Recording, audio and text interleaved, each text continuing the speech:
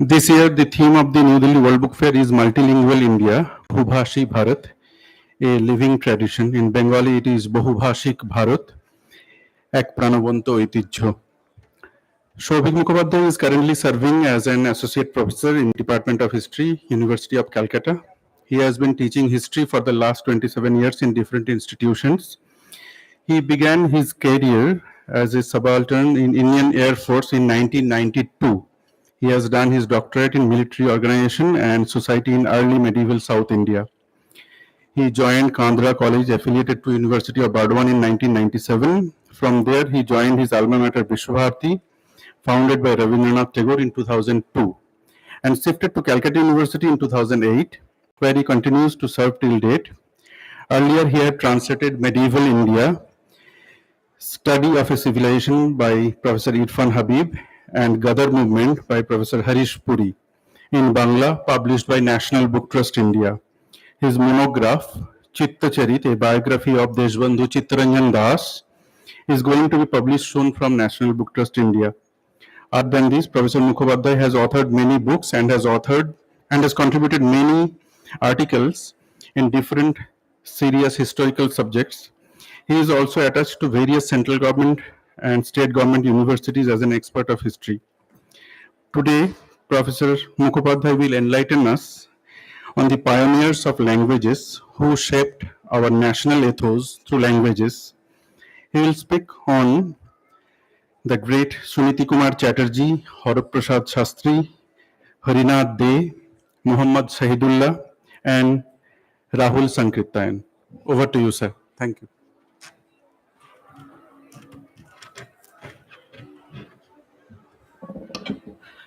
Thank you to all the people assembled here. There is no reason as such coming to a book fair why we should waste our time in listening to some lectures which doesn't have any connection with the book fair as such. But I will be talking on a topic which may seem interesting.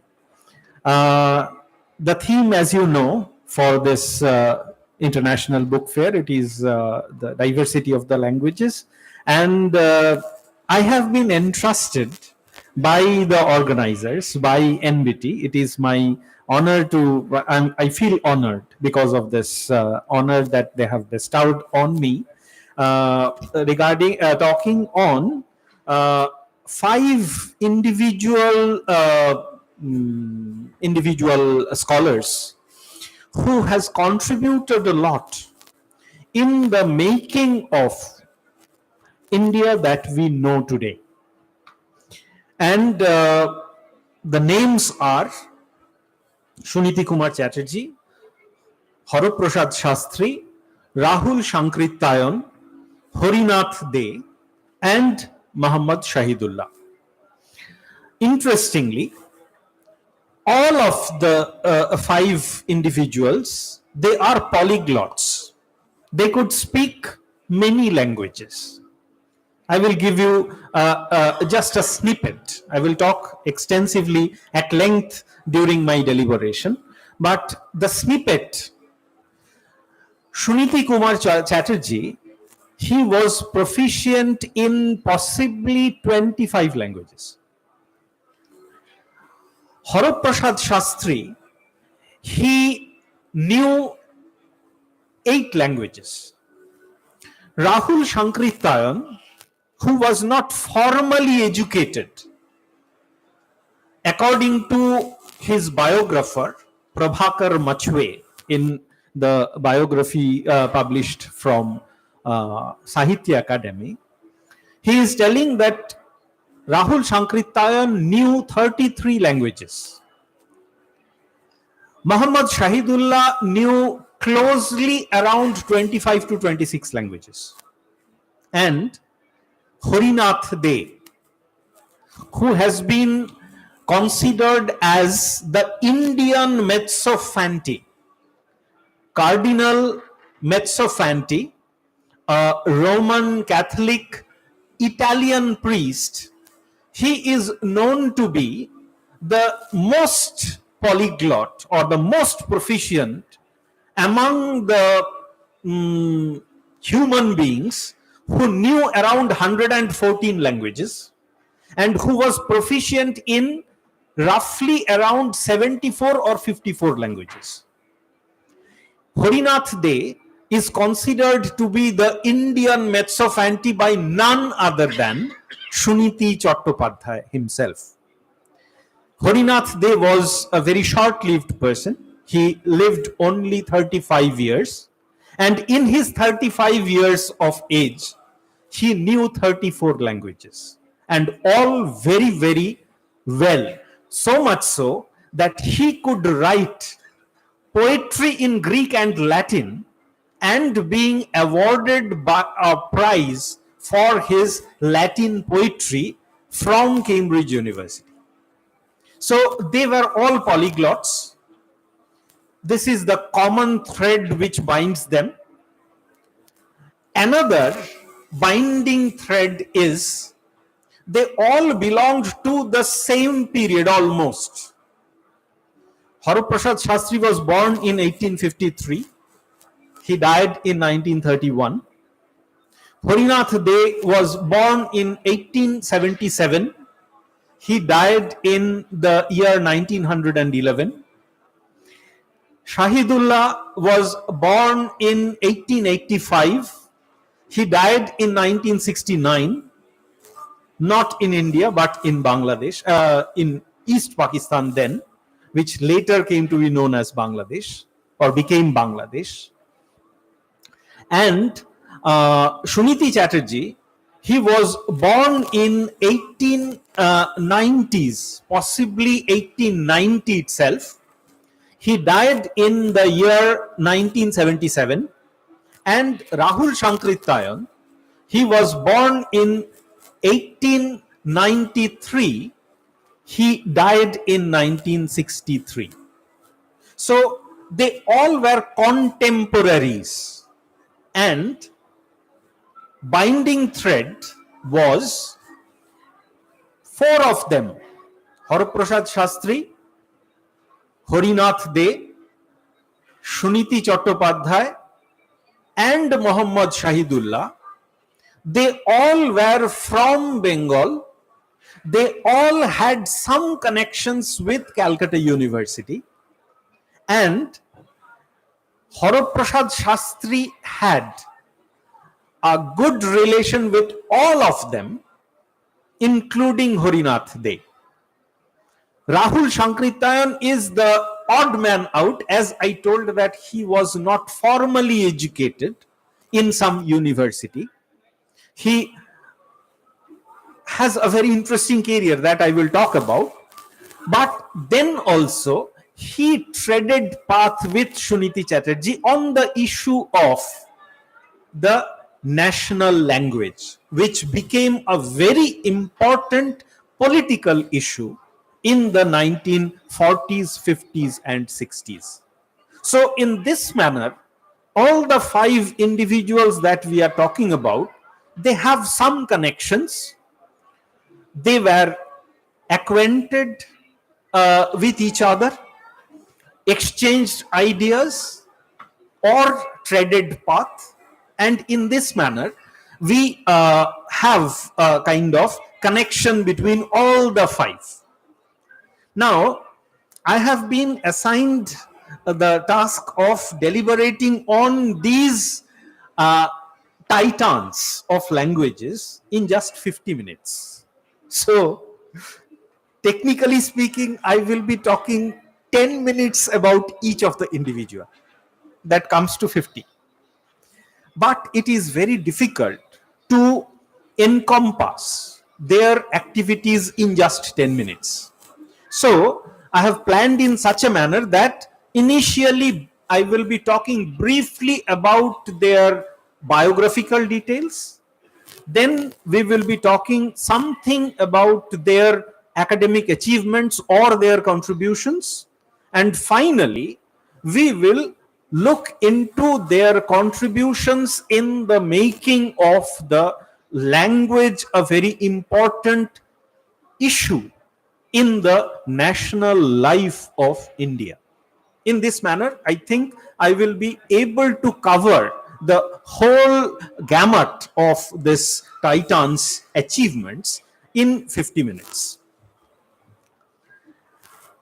So initially, I will start with Horoprasad Shastri, who was the oldest, born in 1853. He was born of a very famous Noaik family who knew Nyaya. Nyaya is a stream of Indian philosophy, and their family, they belonged to the Noihati Bhattacharya family. They were very famous logicians or proficient in Indian logic.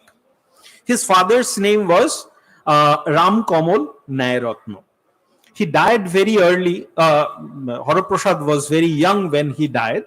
So the family was taken up by Nandakumar, who was the eldest brother, who also died very soon. So Horoprasad Shastri was left on his own, and initially he had to struggle much, but he had wonderful career, school education, and his graduation, post-graduation.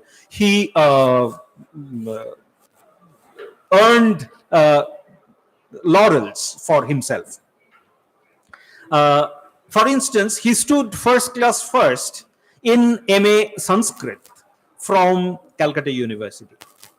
The employment details for Horoprasad Shastri, I am just trying to wind up the biographical details soon or quickly. 1878, January to 1883, he was the translation master at Hare School. Hare School is a school which is very close to the present Presidency College, or the present avatar of Presidency College, that is the Presidency University. Briefly, for a year, he went to Lucknow Canning College for a change, because he was then suffering from some elementary canal problems. So he went there, Lucknow, and came back and joined as the librarian of Bengal Library in 1886 to 94, which becomes a very important turning point in his life. And then in 1900, he started working as in 1895, he became the head Pandit of the Sanskrit College, Sanskrit at Presidency College. And from 1900, he was appointed as the principal of the Sanskrit College and retired from his service in 1908. So this was the kind of employment details of Horoprasad Shastri. After retirement, he was appointed as the head of the Bureau of Information for the benefit of the civil officers in Bengal. And also in 1921, with the foundation of Dhaka University, he was appointed as the head department of Bengali and Sanskrit, where he was appointed till 1924. And he received his D.Litt. honoris causa from Dhaka University in 1927. So we can see that he was very, very accomplished both in his educational career as well as in his employment wise also. He was very, very accomplished. He was very close to Bankim Chandra Chatterjee, and his first essay was published in the journal Bongo Darshan, which was edited by Bankim Chandra himself. So they had they both belonged to Noihati, so they had a very close connection. Bankim Chandra knew very well Nandakumar, who was the eldest brother of Horoprasad Shastri, so they had a sort of family connection as well. And Bongo Darshan was the journal where Horoprasad Shastri penned many essays, and it was an anvil on which his ideas were being forged. So this was there, and then he became associated with Rajendra Lal Mitra. Rajendra Lal Mitra was another very important Orientalist scholar. He was employed, or he was engaged with Asiatic Society. He was also a polyglot who knew almost 10 languages, and he was also very proficient in archaeology, numismatics, epigraphy, everything.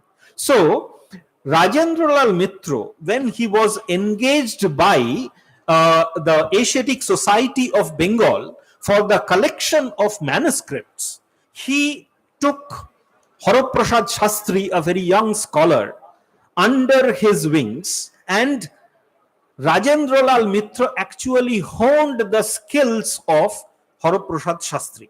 In this manner, Horoprasad Shastri was introduced in the field of Oriental research. In 1885, February, he was elected as, Horoprasad Shastri was elected as the general member of the Asiatic Society and nominated as a member of the Philological Committee. And also, he started assisting Dr. Hornley in preparing the volumes of Bibliotheca Indica. And after the death of Rajendra Lal Mitra in 1891, he was appointed as the key person, as the head of this committee, which searched for different manuscripts written in both Sanskrit as well as other Indian languages. As I told that he was appointed as the librarian of Bengal Library in 1886, and he continued to serve in the capacity of the librarian till 1894, and this became a very important turning point in his life, and as well as of the whole of Bengal as such. Why? Because till then, Bengali language was considered to be a very young language, which has been forged by people like Ishwar Chandra Vidyasagar. You all must be knowing that Ishwar Chandra Vidyasagar, who was a legendary person in Bengal, who was the person of social reforms as well, because he forced the passage of the Widow Remarriage Act in 1858. But he was also a very important literary figure in Bengal, and he had written many tracts or texts which has been considered as the foundational text for Bengal or Bengali language, like Borno Porichoy, which is the alphabet introducing book for the child or kids. And he has also written many such foundational texts which has been used by the Bengali scholars. Now, as he was introducing these texts and Bengali was getting the literary idiom, it seemed that the Bengali was a very, very young language. Later, the medieval Bengali texts started getting discovered and published. For instance, the Chandi Mongol Kabbo by Mukundaram, or such medieval texts were being discovered in the 1860s, 70s. So it was thought that Bengali might have been there, its existence was there for another, say, 300 years.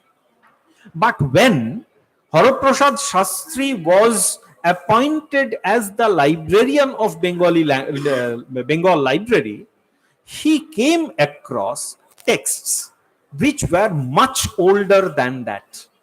And when he continued his search for such manuscripts in Asiatic Society, he went to Nepal. He found some very, very archaic Bengali texts which are considered to be the foundational texts of Bengali language, dating from as early as 9th or early 10th century. which is known as the Charyapada or Japad in Bengali, which is the devotional songs penned by some Buddhist monks in the 9th and 10th century.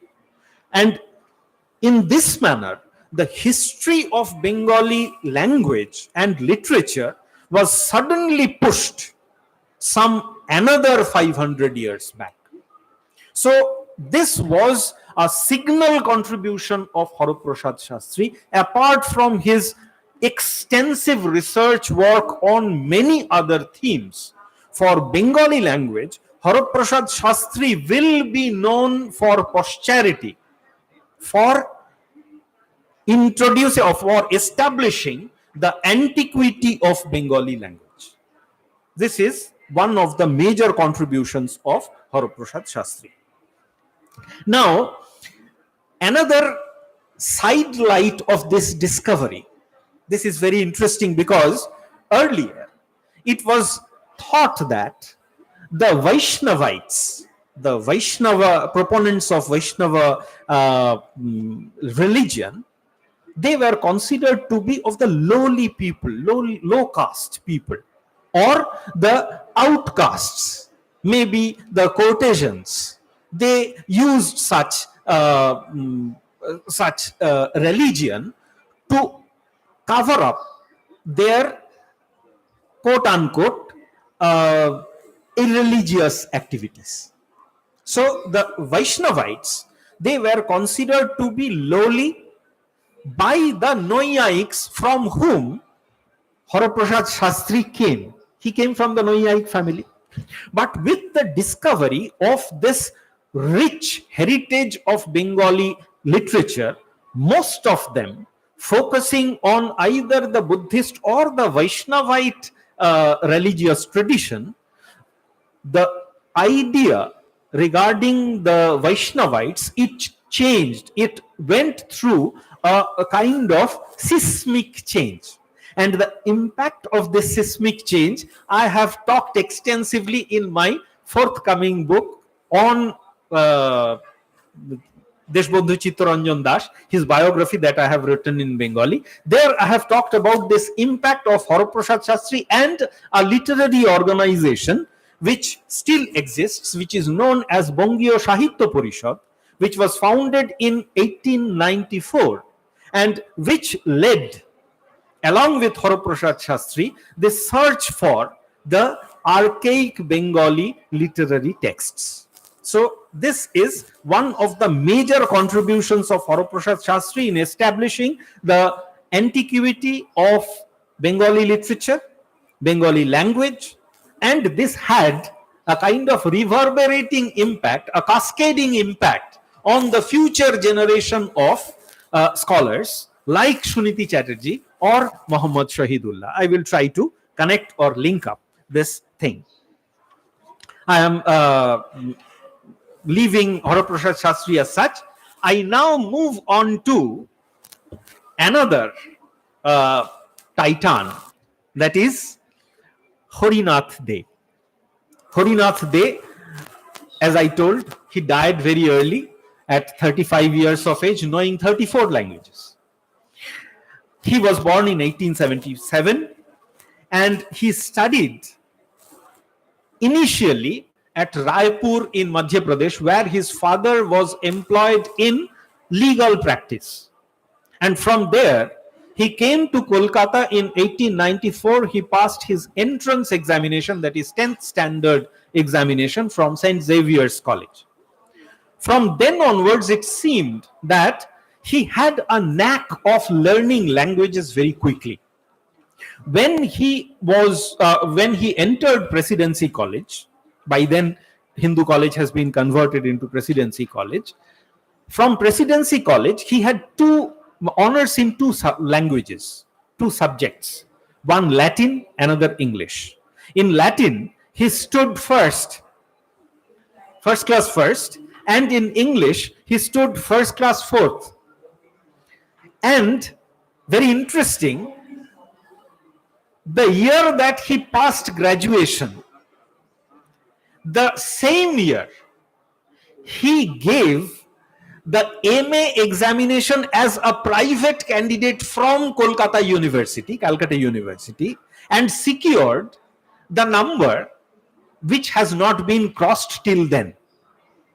So he was very, very proficient in Latin as well as Greek, the two most important classical European languages. Then in 1897, he went to England for further studies. He was admitted in the Christ College, Cambridge University, and from there, he took special permission to appear for the MA examination in Greek held or conducted by Calcutta University, stood first. And while in Europe, he also enrolled himself in the Sorbonne University, where he learned the Assyrian language from one of the specialists of that language, Jean Minot. And in 1897, he was the recipient of a state scholarship awarded by Government of India, that is the English, the British Indian government. He was also the winner of a gold medal for poetry writing in Latin and Greek while studying in Christ College. In 1899, he was elected as the senior classical scholar at Christ College, passed the classical tripos, 3 languages or 3 subjects to be passed. He passed the classical tripos at Cambridge University in first class, studied Sanskrit under Cavell, Arabic under Professor Bevon and Rieu, and in 1901 passed the medieval and modern languages tripos in second class and won the Skit Prize for writing English poetry. He was a wonderful poet as such as well. So he started learning languages in a just chutkiyon mein. And it is said that he could learn or perform at the highest level of any language examination within 2 to 3 months. And for the most difficult language like Arabic or Persian, he generally used to take 6 months. He had a proverbial memory. He could memorize a whole dictionary after reading twice or thrice.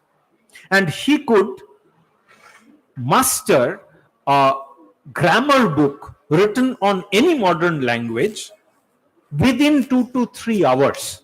This was his speed and his proverbial capacity of learning or picking up languages. If time would have permitted, I would have given the full data or biodata of Horinath De. I am just kind of controlling myself because it is interesting to know about him. But one thing I will try to say, he knew 16 European languages: Greek, Latin, French, German, Italian, Spanish, Old French, Provençal, Portuguese, Romanian, Dutch, Danish, Anglo-Saxon, Gothic, Old Middle, High German, and English. Total 16 European languages. And the Asiatic or Oriental languages, he knew Sanskrit, Pali, Arabic, Persian, Urdu, Hindi, Bengali, Oriya, Marathi, Gujarati, Hebrew Biblical, Chinese Classical, Tibetan Classical, Turkish, Zend, Japanese, Burmese, and Sinhalese. Total 18. So 16 and 18 total 34 languages, and he also knew Armenian language. So if we put together, it is 35 languages learned in 35 years of age. So he was a genius in that sense, and many of them, many of his biographers, they have talked talked about him as Bhasha Pothik, a traveler traversing the road of language. I am not going into the details of his academic excellence or pursuits or what he has done, barring the fact that he translated Shakuntalam in verse. As I told that he was a poet, and he thought that translating Shakuntala in prose or a blank verse, it does not do justice to the literary genius of Kalidasa. So he translated the parts of Shakuntalam in verse. He translated Omar Khayyam's Rubaiyat in verse. And Suniti Chatterjee was very pleased with the efforts made by Horinath De. Now we come to Muhammad Shahidullah. Muhammad Shahidullah, as we all I have already said, that he knew possibly 26 languages. He was born in, as I said, 1885 at Howrah, at Boshirhat, which was earlier situated in 24 Parganas, now situated in the North 24 Parganas. His education started at the village of his birth, nativity, Peara village, but later, as his father was a munshi, kind of native vakil, he shifted to Howrah, where he continued with his school education. And interestingly, though he was a Muslim, he started studying Sanskrit at school level. The interesting part is he was fearful about the Arabic teacher because he used to beat much. And that's why he started taking up Sanskrit and became proficient in Sanskrit at a very young age. Stood first in the school all throughout in Sanskrit. At presidency, among his teachers were Horinath De. I was talking about crossing or treading of paths. Horinath De, who was appointed as IES, he was the first Indian to be appointed as the covenanted officer of Indian Educational Service. And later, first he was appointed to Dhaka College, then he was shifted to Hooghly College, where he was a teacher of Muhammad Shahidullah, and later he came for a few months in Presidency College, and later he joined as the librarian of the Imperial College, Imperial Library, which is now known as the National Library of India. So Horinath De was one of the teachers of Muhammad Shahidullah. Monomohan Ghosh was another, and this Monomohan Ghosh was the brother of legendary Aurobindo Ghosh. And there was Prafulla Chandra Ghosh, Mahamahopadhyay, Satish Chandra Vidyabhushan, Khagendranath Mitra, Prafulla Chandra Ray, Jagadish Chandra Bose, etc. He passed his FA. In those days it was known as First Arts, that is now known as the 12th standard examination. And after passing, when he applied for the colleges, as he was a Muslim who wanted to study Sanskrit, many of the colleges rejected his applications. And he was ultimately admitted in a Brahmo institution, from where he passed BA. And then he went for MA.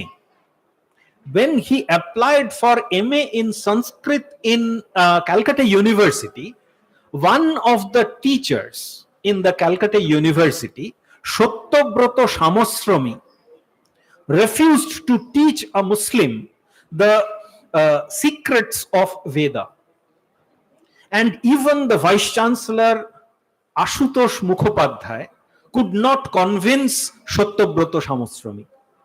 So he was rejected as a student, and Harinath Dey suggested Muhammad Shahidullah to take up comparative philology, which was introduced in Calcutta University in 1907. He was the first student of this department who passed in 1912. And then he joined as a research assistant in Calcutta University. Later, he was appointed in the Dhaka University, which was founded in 1921, where I told that Haraprasad Shastri was the founder HOD, head of the department. And he loved Shahidullah much. He entrusted Shahidullah in framing the syllabus to be introduced in the Bangla and Sanskrito department. He taught there till 1934, when the department was bifurcated into Sanskrit and Bangla, and Muhammad Shahidullah was shifted to the Bengali department in 1934. In between, in 1920s, late 1920s, he also went to England for study, went to France for further study. And there he worked on this archaic Bengali literature Charyapad, which became his D.Lit thesis, written in French. So he was one of the authorities on the archaic Bengali literary phase of Charyapad, and he had a difference of opinion with Haraprasad Shastri regarding the dating of the Charyapad. He was a wonderful man, as I told, that he knew almost 26 languages. He knew not only the Indian languages, but he knew many of the European languages as well. And he also knew Tibetan, which helped him in his research work. So the later phase of Shahidullah, I will just briefly skip through this phase. I will cover Shahidullah telling this thing, that after the independence and partition of India into India and Pakistan being bifurcated into West Pakistan and East Pakistan, Shahidullah was of the opinion that Bengali should be given the proper weightage and honor. Urdu should not be made the national language of Pakistan. So he had his differences of opinion, and he continued to work extensively on the Eastern Bengali dialects, on which he prepared a dictionary as well. So he was prolific in his academic production, and he was very, very involved, engaged in his research work.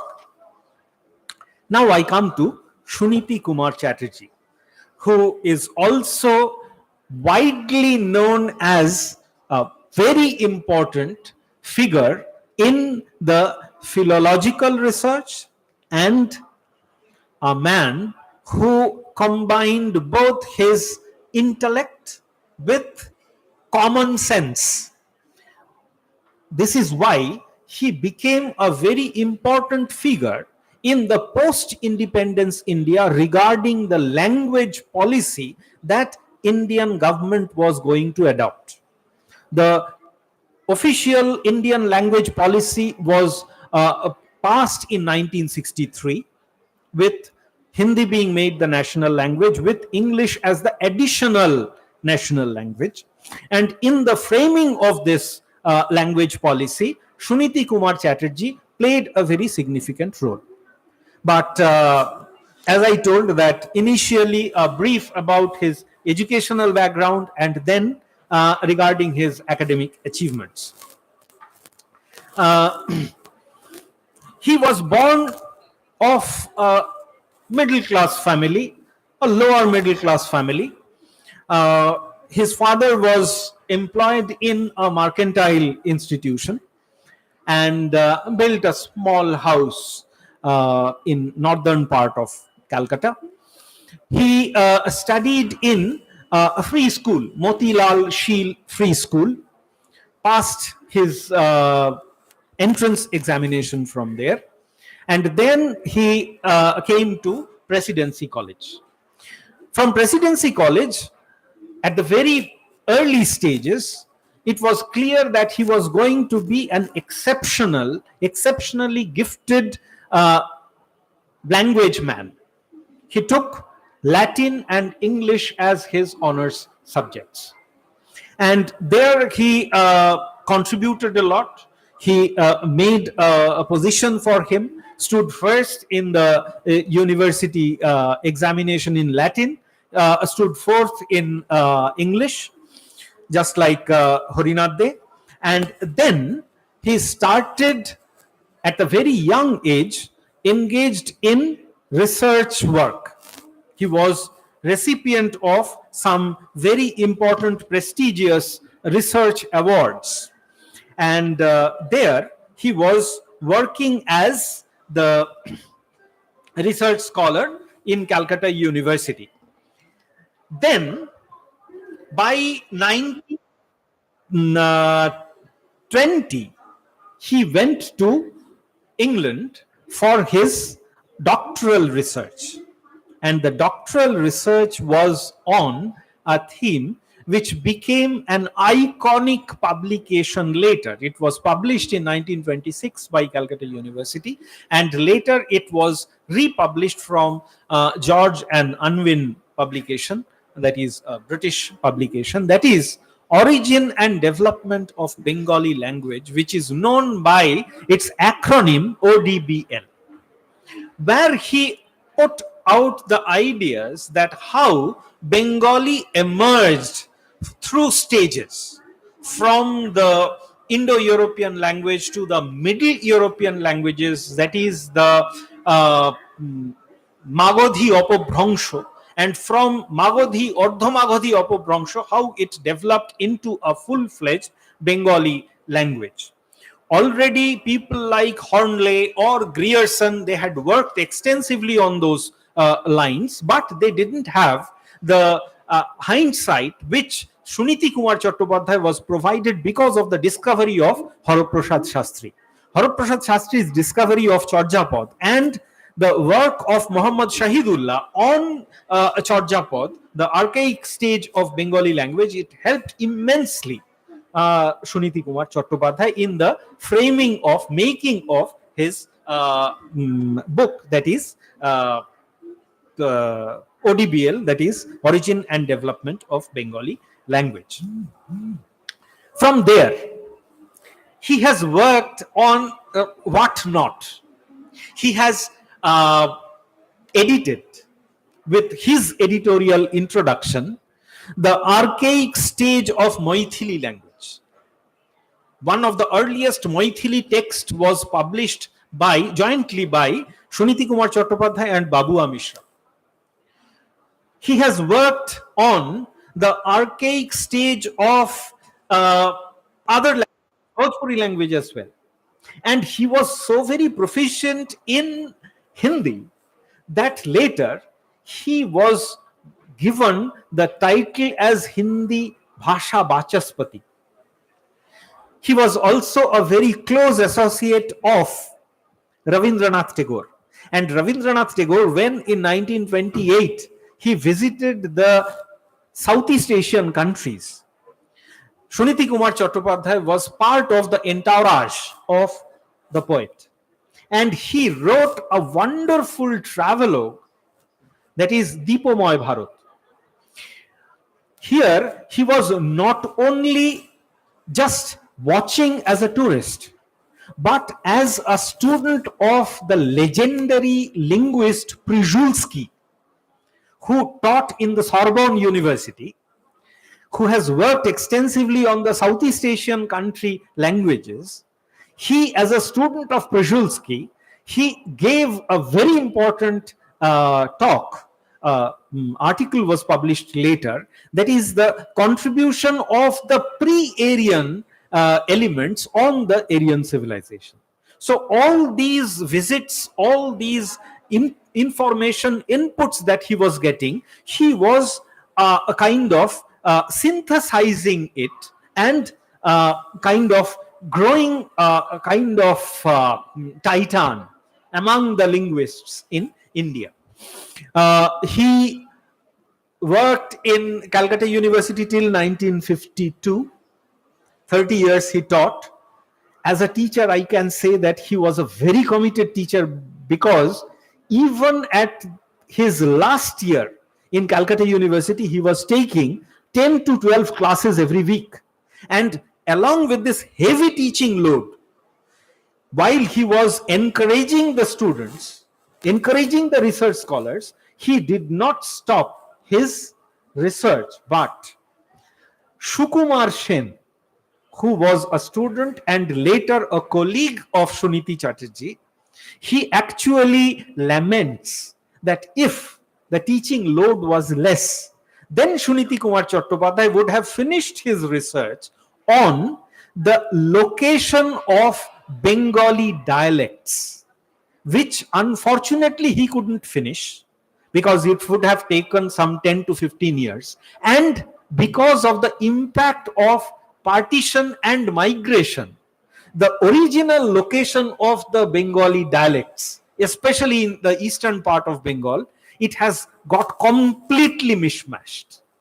So we have lost a very important phenomena of language growth in Bengal, which Suniti Chatterjee had power to deal with, but unfortunately he couldn't do it. This is with Suniti Chatterjee. If question comes, then I can respond to them, because I have some 50 pages notes on Suniti Chatterjee. So I am not going into the details. Now I come to the maverick scholar, that is Rahul Sankrityayan. Rahul Sankrityayan is a kind of phenomenon in himself. As I told that he knew 26 languages, but he never studied formally in any institution.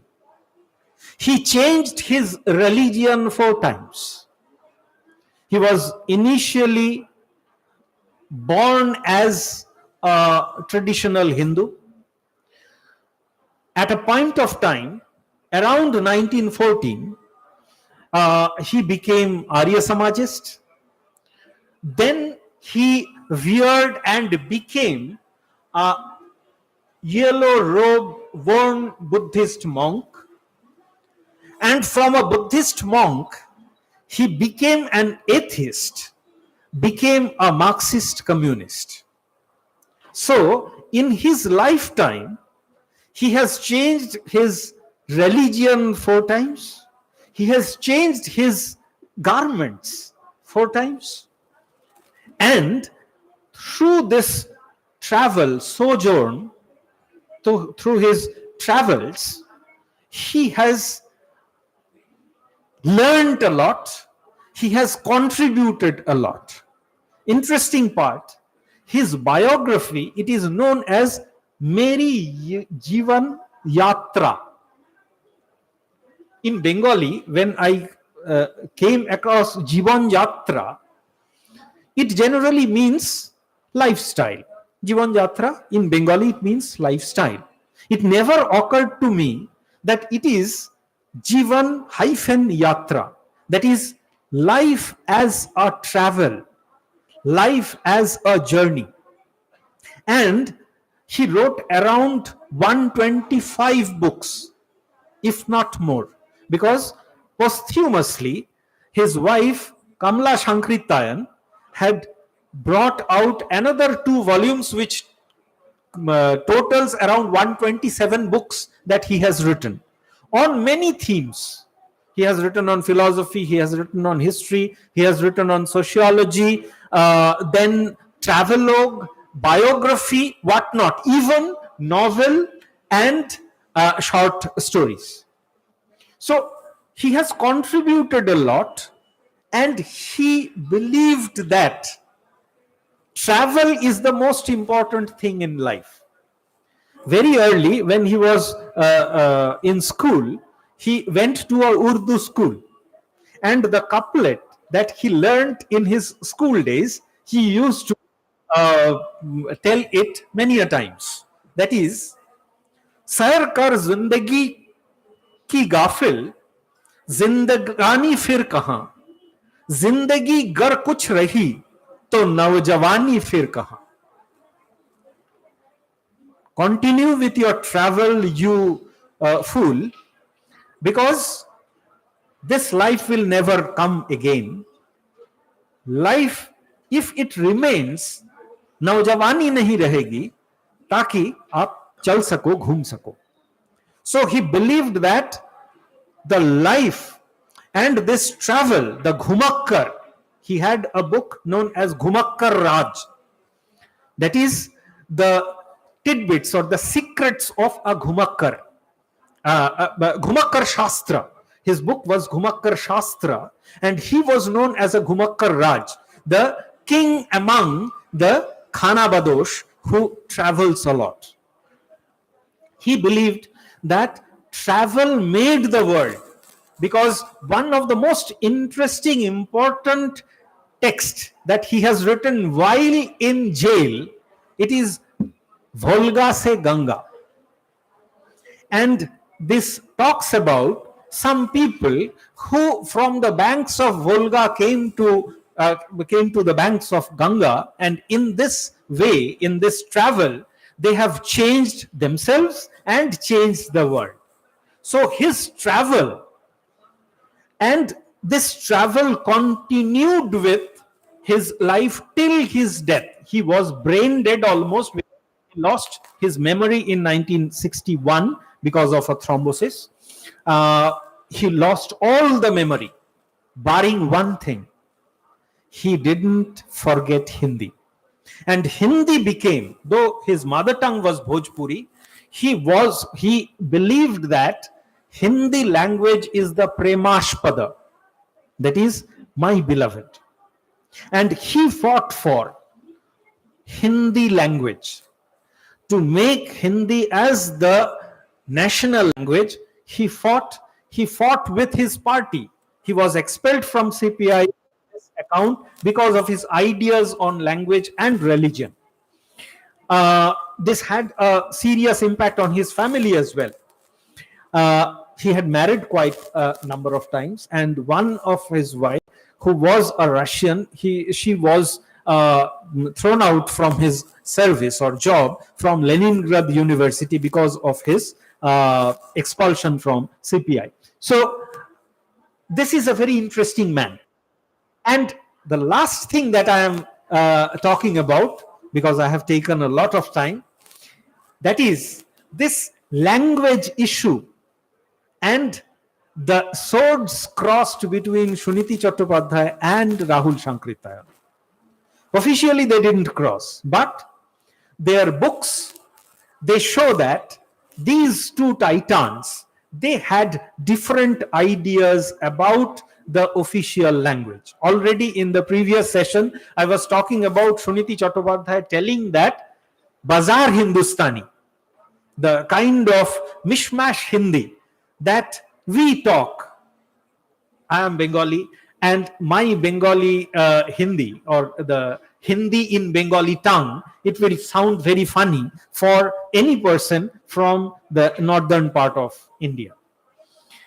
Suniti Chatterjee was of the opinion that this particular kind of Hindi, which is bereft of that rigor of Hindi grammar, that should be made the lingua franca, at least for communication purpose, if not for literary purpose. And he was also of the opinion that the struggle between Nagari script and Urdu script on the same language, that is Hindi, that can be stopped if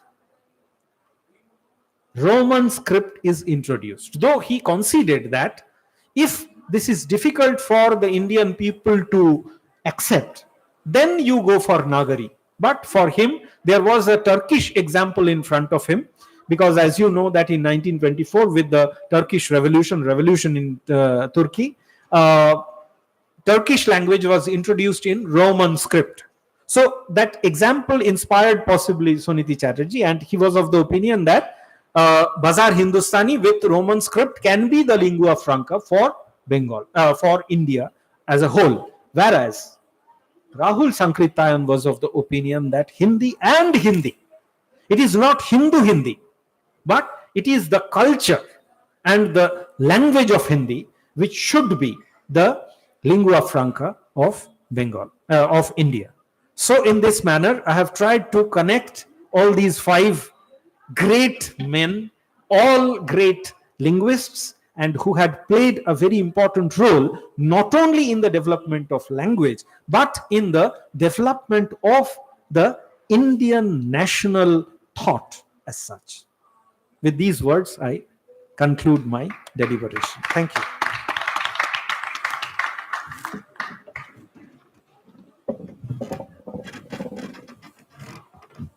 Thank you, sir. Thank you very much for this insightful presentation. We are closing the session now. Thank you.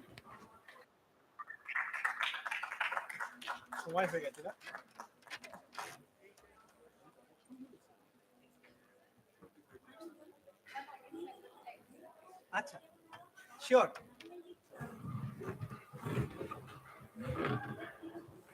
Boliye, sir. You have been very well explained Muhammad Saidullah's interest in, say, Sanskrit studies. And if you recall, Qazi Nazrul Islam had refused to translate Quran into Bangla. That I have not come across.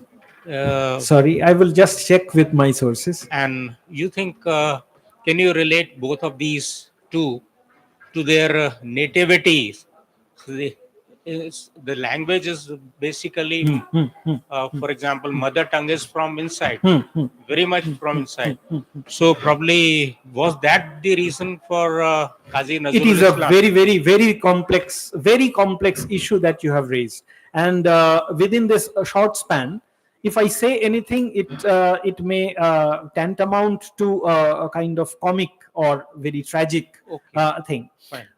One thing I will say, I missed in my presentation, Shahidullah, when he was talking about Bengali, he also said that the Bengali textbooks that are being written for the school children, they are giving a wrong impression about, say, Islam and the Islamic religion among the young minds. For instance, he said that in our textbooks, we find biography of Gautam Buddha for 4 pages, whereas for Hazrat Muhammad, it is just half a page. I am not telling it from my memory. It is there in my notes. And he also continues with the words that in a class there is not a single Buddhist student, whereas half of the students, they are Muslims. So he urged the Muslim scholars to write a counter position in Bangla for the Muslim students. So this issue about the religious icons, how they are depicted in textbooks, this became a very serious issue in the 1920s, 30s. Nazrul went through, just like Rahul Sankrityayan, he went through many avatars. A point of time when he refused to write on Islamic religious thinking, but after some point of time in the 1930s, 40s, he was writing ghazals extolling Islam. So there are many phases. We cannot just extract one phase and project it as the quintessential representation of that individual. They were creative people and they were engaging with the issues which threw themselves up in time. So it is a very complex issue. It will be requiring a full session as such. I can refer to you later on. Okay, Thank you. Wonderful. Thank you so much. Sir, we will take it outside the stage. Thank you.